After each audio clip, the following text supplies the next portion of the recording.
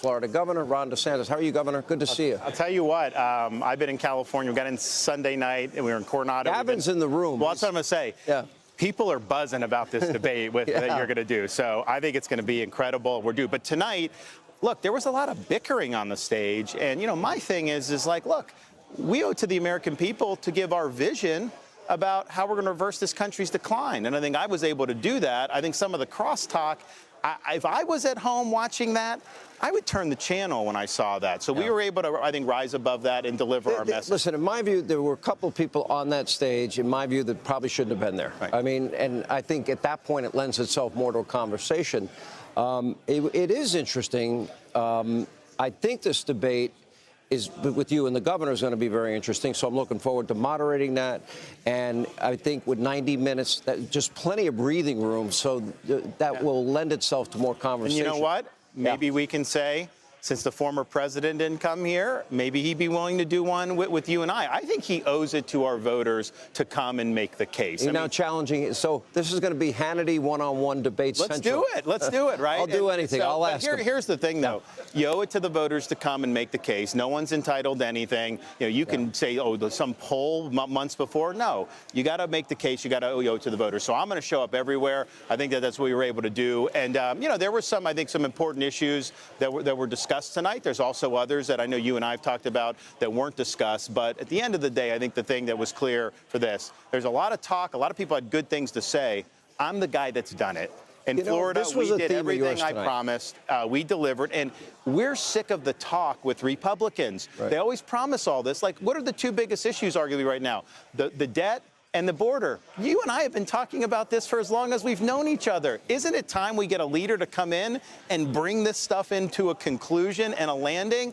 And I think if we're able to, you know, to do that with the nomination and win the election, we're going to be able to get all this stuff done. Nobody brought up the point regarding the border, and I thought you had a very strong position of what you would do to close the border and you know, no nonsense, get this thing closed. It's now become, to me, more than anything else, a national security issue. Yes. We are catching people that are on the terror watch list, but we're not vetting anybody. We have no idea what their background is. People are coming from China, Russia, Iran, all of our enemy countries. They're coming across the border.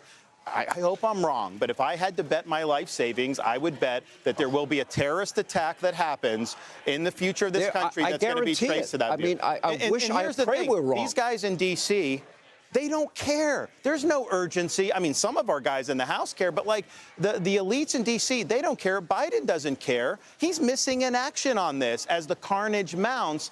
And I agree. I mean, I think that this is above all a national security issue. Now, there's also nuts and bolts issues. I mean, the amount of illegals that are pouring in, medical care is being taxed, schools, it's overwhelming communities far away from the border. You see it in New York City. In New York City, so they're paying about, on average, $40,000 per illegal immigrant. Okay, they expect and they're kicking out the veterans to make room for illegals. The veterans never had the four-star hotels. Yes. They're building all these facilities. They expect to spend $12 billion in the next 18 months. And, you know, they're claiming this came from Governor Abbott. No, 87% Greg has said some, and I think it's been very good. Exactly. It's 13%. But here's the problem with this government we have, and I think why people are rightfully so frustrated. They can't tell us how many illegals are coming across the border. They can't tell us how many tanks we left in Afghanistan. They can't tell you where all the money in Ukraine went. They can't even tell you how cocaine got in the White House, and yet they want to go after, if you do $601 transaction. Let's be fair to the investigators. They spent 10 long days investigating where that cocaine came from and came to the conclusion they'll never get a conclusion. How is that? But in the Menendez case, they actually found the fingerprints of the people that handed the envelopes, so they claim, to Senator Menendez. Pretty interesting comparison. I can't believe, you know, he had all the gold bars there. I guess that's a real testament to Bidenflation. Listen, I love that he Googled people. You need to have that. How much is a kilo of gold worth, right? You can't make this up. Generally speaking, you know, I guess the theme of the night, as I watched and listened to you tonight, was, okay, these are the tough stances I took in Florida. These are that's my proven track record, and that's what I want to bring to the White House. That's your message. I think it's leadership.